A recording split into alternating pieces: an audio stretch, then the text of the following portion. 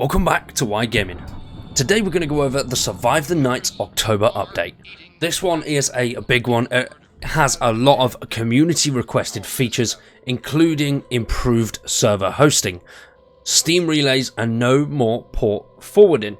Alongside that we have a new weapon, the Crossbow, and it is also back.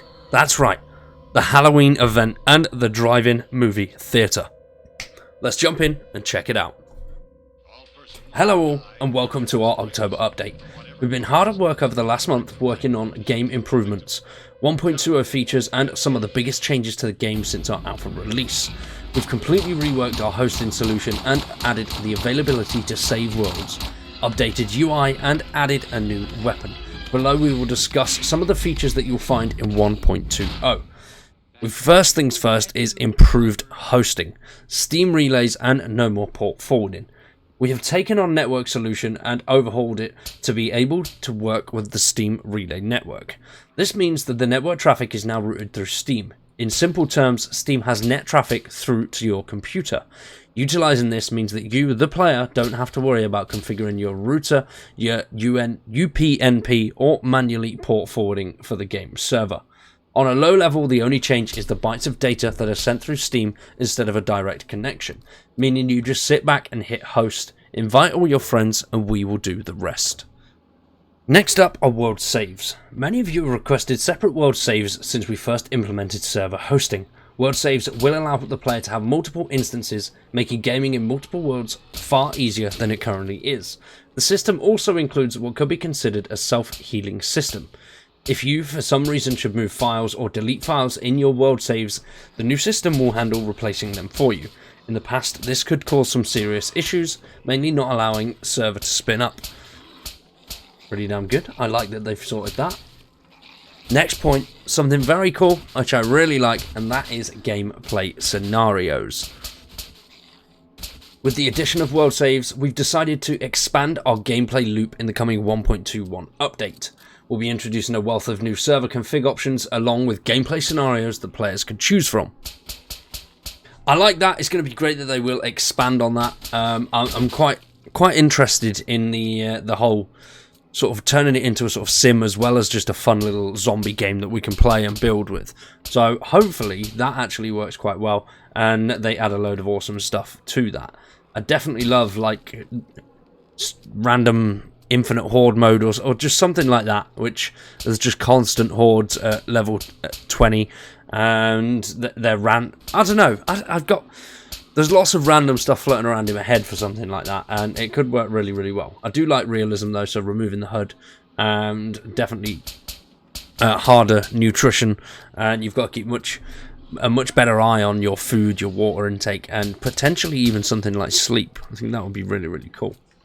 So the gameplay scenarios will allow us to expand on the creative front. We're now able to create scenarios for you.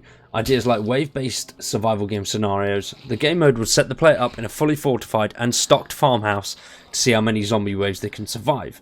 A hardcore mode, casual modes, maybe just hunting and cooking, and there's an endless amount of possibility with the new system. If you do have any ideas, please feel free to share them on the Steam forum. Now, the link for that is in the description down below, so definitely check it out. Now back to server hosting and stuff like that. They now have Windows dedicated servers.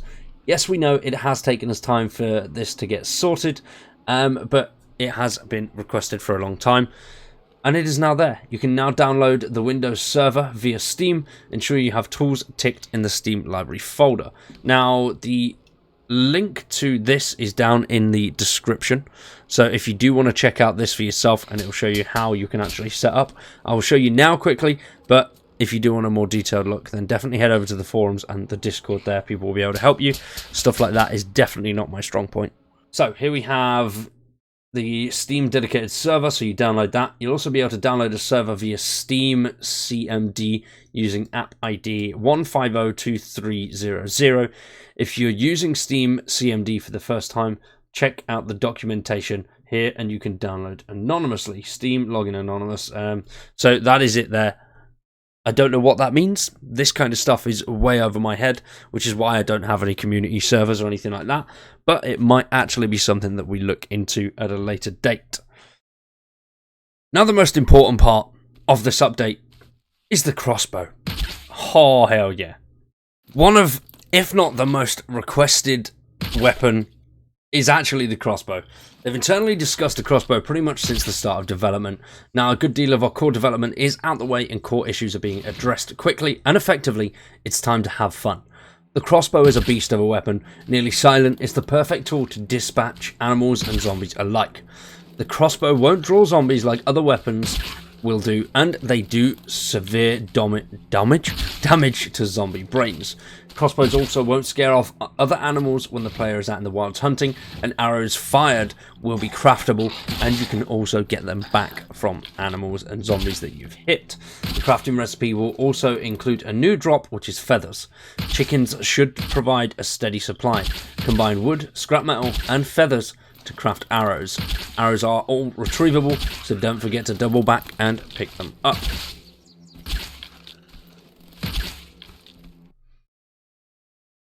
Next we have the propane tank bait trap. If you followed development and the team, you'll remember our concept videos, and one of them featured a meat propane tank trap that could draw the dead, allowing you to fire on the tank and blow it all up.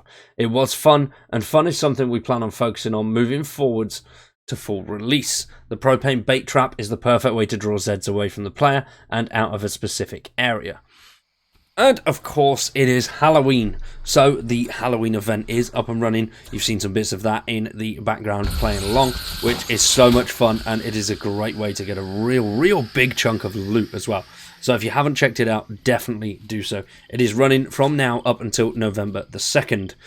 You can also get the crossbow and arrows from the Trick or Treat goodies, so definitely worth checking out.